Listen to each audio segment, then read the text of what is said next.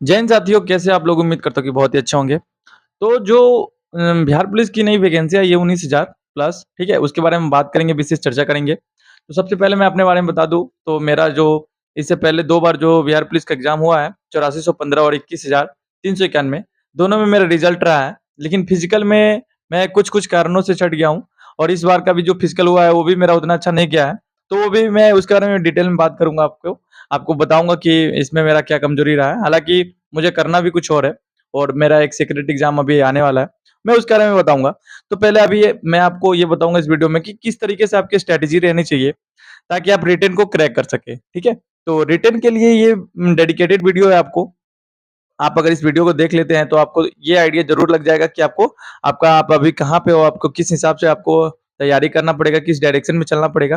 तो point wise बात करते हैं। सबसे पहले हम बात कर लेते हैं वैकेंसीज़ में। वैकेंसी है 19,000 प्लस, ठीक है? काफ़ी अच्छी वैकेंसी है, सभी कैटेगरी के लिए अच्छी वैकेंसी है, ठीक है? और इसका एक निश्चित एग्ज़ाम सिलेबस है। अभी तक आप लोग अगर इसके बारे में नहीं जान रहे हो, तो बिल्कुल आप जाके जो ऑफ़िशियल वेबसाइट पे जो पीडीएफ आई है, उसमें आप जाके इसका एग्ज़ाम सिलेबस देख सकते हैं या फिर किसी भी यूट्यूब पे किसी भी टीचर का इसका एक एग्ज़ाम सिलेबस देख सकते हैं। उसमें क्या-क्या आपको किस सब्जेक्ट में क्या-क्या आना है, सब्जेक्ट वाइज़ सारा चीज़ डिटेल में आपको पता चल जाएगा। एक आइडिया, एक माइंड मैप आपके दिमाग में बन जाएगा कि आपको इस हिसाब से इसी सब्जेक्ट पे इतना मेहनत करना है, ठीक है? चलिए उसके बाद बात करते हैं कि अगर आप टेस्ट दे रहे होंगे, कहीं पे टेस्ट सीरीज़ जॉइन कर रहे होंगे या फिर अगर आप ऑफ़लाइन भी टेस्ट लगा रहे होंगे, तो आपका जो नंबर है 55, 50, 65, 60 इस तरीके से या 75, 70 भी किसी का स्कोर बन रहा होगा।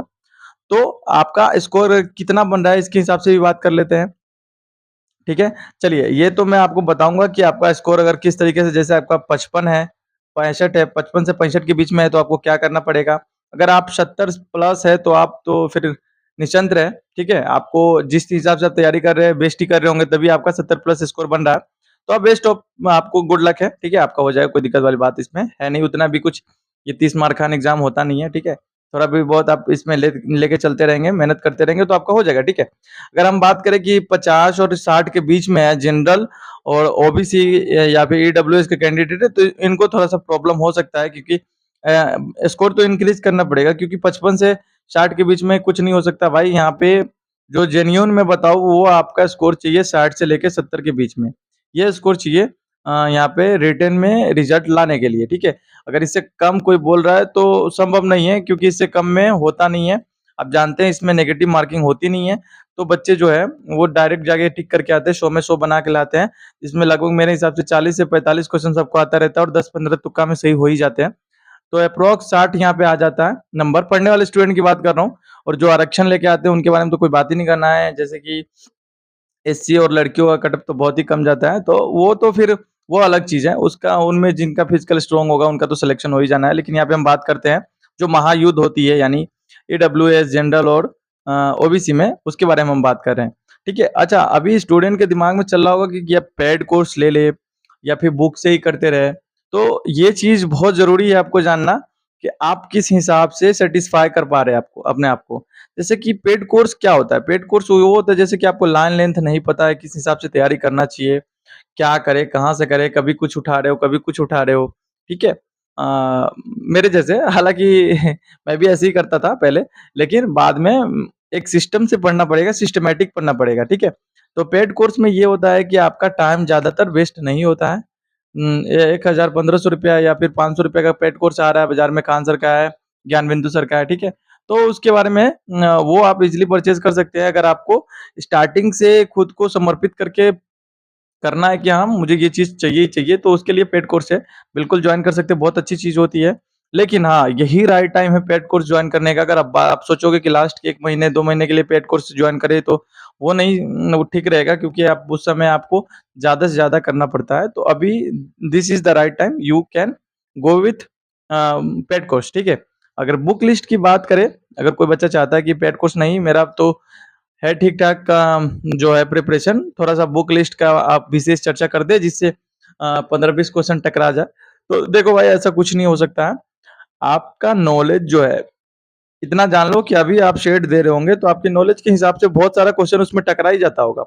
तो सेम एज़ इट इज़ है कि बुक, कोई भी बुक अगर आप कंप्लीट करते हो ज़्यादा से ज़्यादा टाइम, तो उसका ज़्यादा से ज़्यादा क्वेश्चन आपके हिसाब से बन जाएगा, कोई दिक्कत वाली बात नहीं है।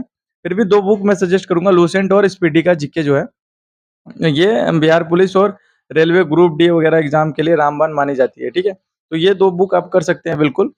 बहुत ही अच्छी बुक है, और लेकिन हाँ, इसको ज़्यादा से ज़्यादा मल्टीपल टाइम्स रिवीज़न करें, ठीक है?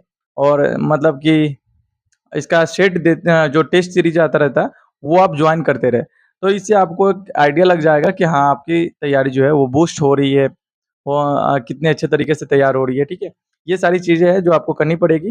पेड कोर्स का आप वही देख लो, मार्केट में कोई भी टीचर है, खान सर और ज्ञान बिंदु सर, 2 ही टीचर मैं सजेस्ट करूँगा। इनसे एक कोर्स खरीद के आप कर सकते हो। इस तरीके से मैंने भी अपनी तैयारी जो की थी, तो मैंने तो जो की थी वो एक टीचर है परमार एसएससी, तो वो अच्छे पढ़ाते हैं, तो मैं एसएससी के लिए जा रहा था, तो उनका ही कोर्स लिया था, तो उनसे ही किया था। तो फिर भी लेकिन पेड कोर्स का एक अपना ही रुतबा होता है। फाउंडेशन बैच लेने के बाद क्या होता है कि आपका सारा क्वेश्चन जड़ से पकड़ में आ जाता है, आपको समझ में आने लगता है, आइडिया लग जाता है कि ये क्वेश्चन किस तरीके से है, किस तरीके से इसको करना है, ठीक है? तो ये एक अच्छी बात होती है। बाकी आप अपनी तैयारी के लिए आप कितना घंटा डेडिकेट करते हैं, ये आप पे निर्भर करता है। वैसे अगर एग्ज़ाम की बात करें तो 2 से 3 महीने के बाद एग्ज़ाम आ जानी है, और बहुत अच्छे से तैयारी करें, मेरा यही है। अगर फर्दर आपको कोई भी डाउट रह जाता है, कोई भी क्वेरी रह जाता है, हालाँकि जो मैं वीडियो बना रहा हूँ ये पुलिस क्वार्टर ही है, और इस मेरी बहन जो है वो पुलिस है। तो कोई भी अगर लड़की को कोई कमेंट कुछ पूछना रहे, तो मैं ज़रूर डायरेक्ट उनसे ही वीडियो बनवा दूँगा।